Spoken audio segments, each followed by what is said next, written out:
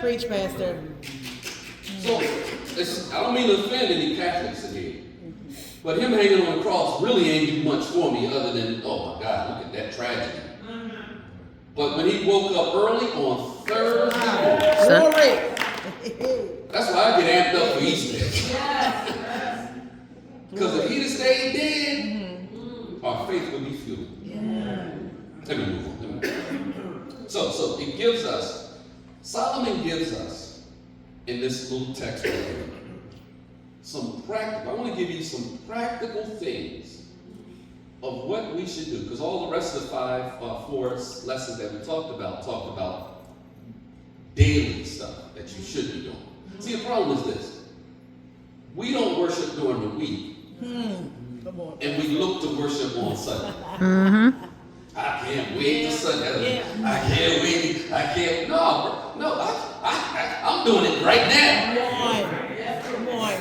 So all the previous sermons up to now was leading to this. I want to talk about what we should do before we come in the house of God. I want to give you some things you should prep for. Again, I've been doing this for a long time. I've been saved 31 years. I've probably been in Christian leadership for a good 25 of them. And I know how Christians do.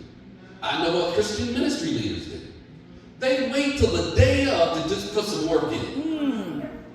But no rep. That's why I was so excited to see. I was blown away by the day's worship because I can tell they prepared themselves.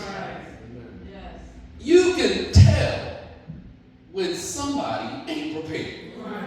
I've been preaching long enough now. I know when somebody ain't studying. Because they hurry up to the clues. That's what they do. Hurry up to the clues. They'll read the scripture verse, say a few things, and then change up their voice and say, they'll pull it. But I was trained that good meat makes its own gravy. Here, let me give you these. First thing you need to do is prepare yourself to worship God. You need to prepare yourself. You prepare yourself to worship God. Ecclesiastes says, guard your steps when you go to the house of God. Y'all see that? Yeah. The house of God, I think you know, it refers to the temple. Yes. It refers to the temple, where the people of God would come to worship and offer gifts to their God. And the command, he's commanding, God is through Solomon commanding the people, guard your steps. And what this means is to be careful of your approach.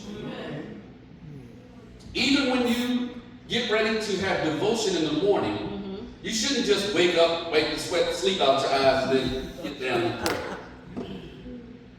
Remember, when you enter into devotion with God, you are entering into his presence. Yes.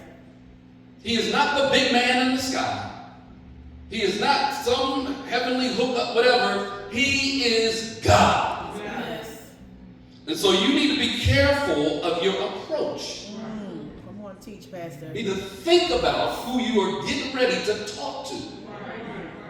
Right? So he's saying, be careful of your approach.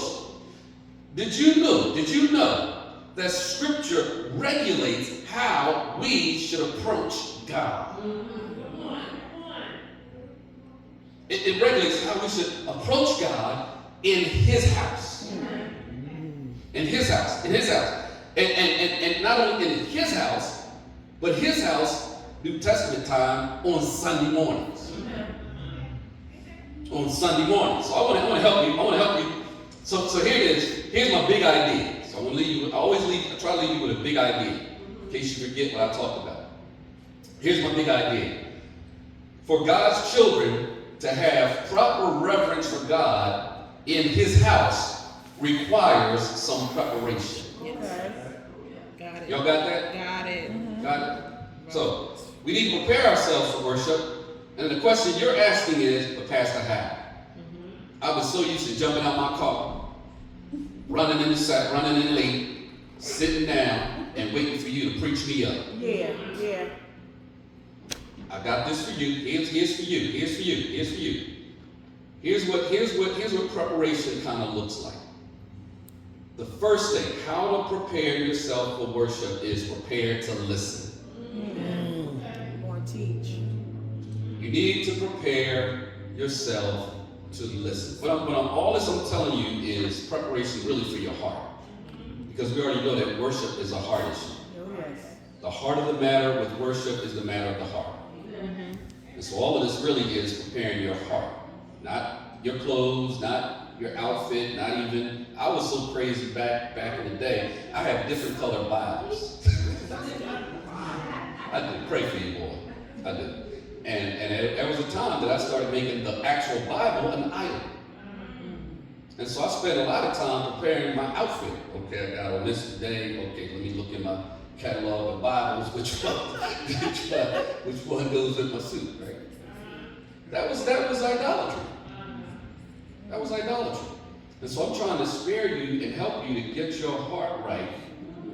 And your heart should be that when you come in, you're preparing yourself so that I can hear and listen to God.